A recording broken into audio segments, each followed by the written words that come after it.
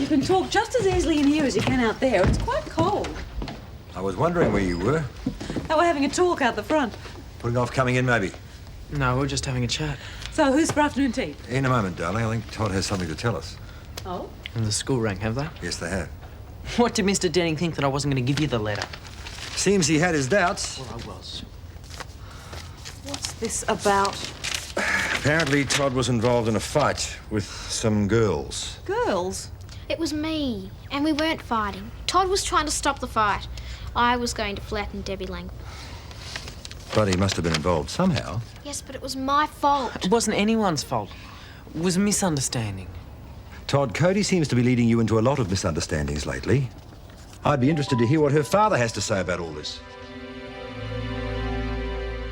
The thing is, Todd can't afford to be in trouble of any sort. Yeah, look, I know he's on a good behaviour bond, but this isn't going to involve the police, is it? He's been in trouble at school too.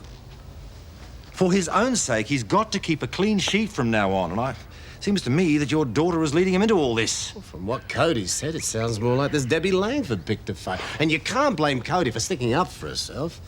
If anything, I think you should be proud of Todd. It's pretty clear he only stepped in to stop a fight. What I'm saying is there shouldn't have been a threat of a fight in the first place. It's hardly my idea of the way young girls should behave. Look, I know Cody's got a bit of gumption, and sometimes it lands her in a mess. But I'd rather her be like that than have people walk all over her. So as far as you're concerned, they both deserve a pat on the back. I didn't say that. But it seems that it's thanks to Todd it didn't go any further. Doug has got a point there. I agree. I think interfering in the fight was the most sensible thing to do. I'm just surprised that the teacher couldn't see that. Look, Cody, don't let this Debbie Langford get your dander up. It's not worth it. So that's it, is it? That's it? Well, I'm not too sure what else it is you want. Well, I was hoping that you might encourage Cody not to lead Todd astray anymore. Well, there's no harm done. Maybe not this time. I think it might be best if they didn't see quite so much of each other.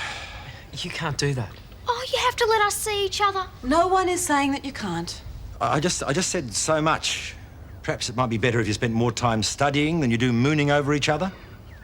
Yeah, well, you're only young once, you know. Let's not make life difficult, eh? I could have done with a bit more support all round. How could we support you when we didn't agree with you? Oh, so you thought I was in the wrong? I thought you were overreacting. Seems to me you were scoring points off Doug Willis. Well, it just didn't work. Thanks very much. Look, I'm not trying to put you down. It's just that you went at it like a bull at a gate, and it didn't achieve anything.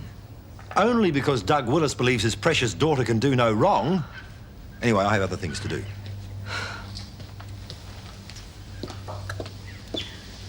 Seeing things are still a little shaky between you and Jim, shouldn't you give him a little more support? Well, don't you think he made a bit of a fool of himself? It was only because he can't take a trick when Doug is around. He feels that the camping holiday made him look silly in front of Todd. He sees Todd looking up to Doug all the time. Well, that's exactly why he did the worst possible thing in coming down so heavily on the kids. It seems to me that you haven't completely forgiven him for some of the things that have happened to you. Oh, Helen, I try. My moving back here doesn't mean that everything's wonderful again. I think Jim and I still have a lot of work to do. We've made some headway, but there's still a long way to go. Well, don't let something like this cause you to lose ground. You're right. I should try to be more supportive.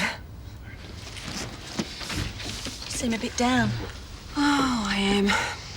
Something came up today where I really should have taken Jim's side, but I just didn't agree with him.